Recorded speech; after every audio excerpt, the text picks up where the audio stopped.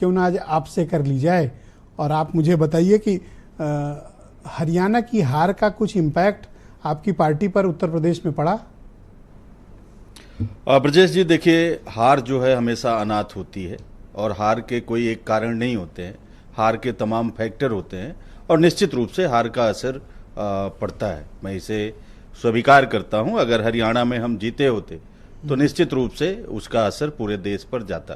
कांग्रेस के कार्यकर्ताओं का मनोबल बढ़ता और इंडिया गठबंधन में जो हमारे सहयोगी हैं उनका भी मनोबल बढ़ता।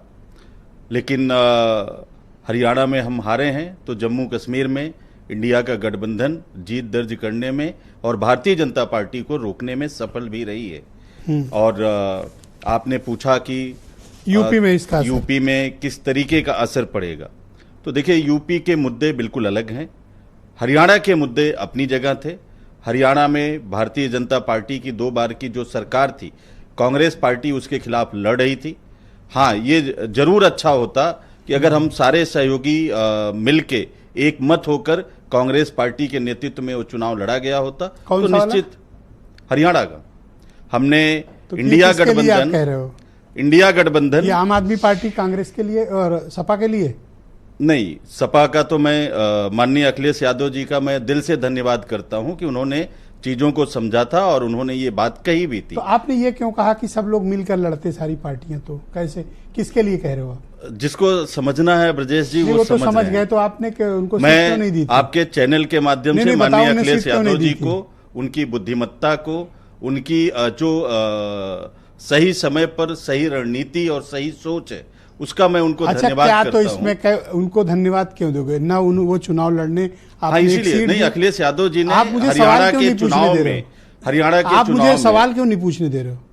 आपने उनको एक सीट नहीं दी, एक बार भी उनको कहीं रैली प्रचार में नहीं बुलाया। क्या इस बुद्धिमत्ता की आप तारीफ कर रहे हो?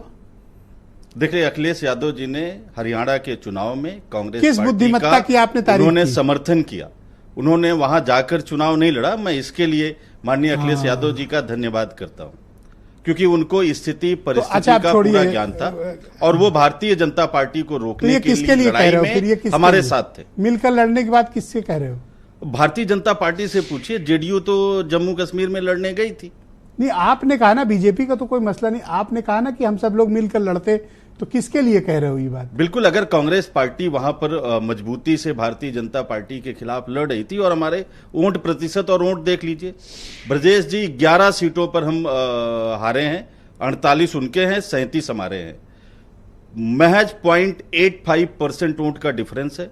1 लाख लोकतंत्र में 1 लाख ब्रजेश जी सुन लीजिए, आपको पता है आपके उत्तर प्रदेश में को सुन लीजिए, पार्लियामेंट इलेक्शन में आपके वोट प्रतिशत कितने हैं? 10 भी नहीं है आप, लेकिन आपके 6 मेंबर आप पार्लियामेंट हैं। हाँ, ठीक बात है, लेकिन ये आंकड़ा भी तो कुछ कह रहा है ना ब्रजेश जी। कुछ नहीं कह रहा। 0.85% आप हार गए हैं, आपको सिर झुकाकर हमने स्वीकार कर लिया। हमारे सभी नेताओं ने हार को सहर्ष स्वीकार किया है। आप बताइए, आपके लिए सिर्फ 2 सीट छोड़ी गई हैं। लोकतंत्र की इस खूबी को हमने सिर झुका के स्वीकार किया है। हमने जनता के इस जनादेश को बिल्कुल दंडवत होकर स्वीकार किया। लेकिन फैक्ट ये भी है ब्रजेश जी, ये बात छोड़िए हरियाणा को, ये बात आने दीजिए। 0.85% वोट से 1,18,000 वोट से हम केवल पीछे हैं और हमारे कई साथी वहां पर गए, लड़े और उन्होंने जो है जैसे 1.79% वोट ले गए, तो जाहिर सी बात है ये भारतीय जनता पार्टी को फायदा पहुंचा है। अखिलेश यादव जी को उनकी बुद्धिमत्ता के लिए मैं फिर धन्यवाद करता हूं।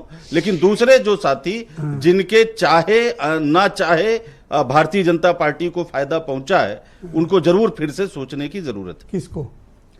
जिन्होंने वोट लिए हैं। किसने? 0.85% वोट से हम पीछे रह गए हैं। हाँ। 1,18,000 वोट से पीछे रह गए हैं संख्या में, और कुछ साथी हमारे 1.79% वोट ले गए और करीब 5 ऐसी सीटें थी जहां पर अगर वो ना लड़ते 1,000, 2,000, 4,000, 5,000 वोट लेके गए और हम चुनाव आए हो। लेकिन आज डिबेट के नियम तोड़ रहे हो। मुझे ये बताओ ना, आप सवाल ही नहीं करने दे रहे हो। तो आम आदमी पार्टी को आपने सीटें क्यों नहीं दी? 3 ही सीट तो मांग रहे थे आपसे तो वो भी नहीं दिया गया। और यहां डिबेट में आके कह रहे हो कि वो सोचते, अरे वो क्यों सोचे? 3 सीट के लायक भी नहीं समझा और आप कंप्लेंट कर रहे हो। जो डिस्कशन था, हेमंत तिवारी ने तो ये बात बहुत पहले कह दी उस थी। डिस्कशन में शामिल था। उन्होंने कितनी सीटें मांगी थी, कितनी सीटें हम दे रहे थे, ये हम भी जानते हैं और आम आदमी पार्टी भी अच्छा, जानती है। हाँ?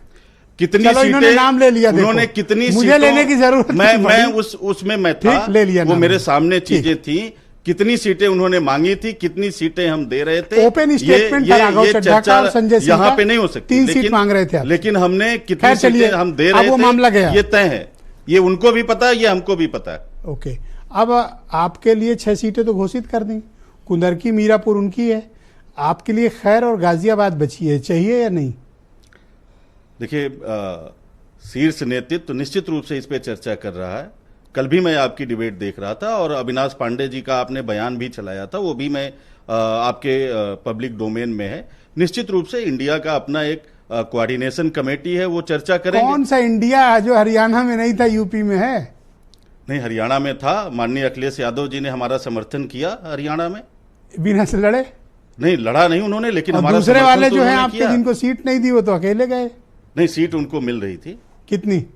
वो आम आदमी पार्टी का कोई है नहीं, तो मैं उसको अरे हम सबके बीच बताओ ना। अब नहीं, तो बात उनको हो भी गई। पता है, मैंने कह दिया, हमको भी पता अच्छा, है। चलो अब खत्म कर रहे हैं हरियाणा का। बताओ, 2 सीटें मिलनी है, उनमें से भी शायद गाजियाबाद ही मिलेगी। खैर तो मुश्किल है, तो स्वीकार है। ये माननीय अध्यक्ष जी और माननीय general secretary in-charge Avinash Pandey ji निश्चित रूप से चर्चा कर रहे होंगे। तो हेमंत जी पूछ रहे हैं कि भाई क्या आपको घुटनों पे ला दिया सपा ने, क्या ये ठीक बात है? नहीं, इस बात से कौन इनकार कर सकता है कि समाजवादी पार्टी का जनाधार उत्तर प्रदेश में ज्यादा है, तो निश्चित रूप से वो ज्यादा सीटों के हकदार हैं। खैर, मैं उसे आपके- स्वीकार करता हूं। ठीक बात। मजबूरी अब करोगे भी क्या? नहीं, ये सच्चाई है, ये लोकतंत्र 10 की 10 घोषित कर दें अरुण। लोकतंत्र अरुण से की- अरुण अगर 10 की 10 घोषित कर दे तो बेचारे क्या कर सकते हैं? कुछ नहीं लोकतंत्र कर की सकते। ये सच्चाई है। जैसे जो हमारे हम अरुण शायद कुछ नहीं कर स्वीकार सकते रहे हैं। अगर बीजेपी सब सीट घोषित कर दे, बेचारे क्या करेंगे? बर्दाश्त करेंगे। ठीक, तो मैं हीरो वाजपेयी जी को बुलाता हूँ। वाजपेयी जी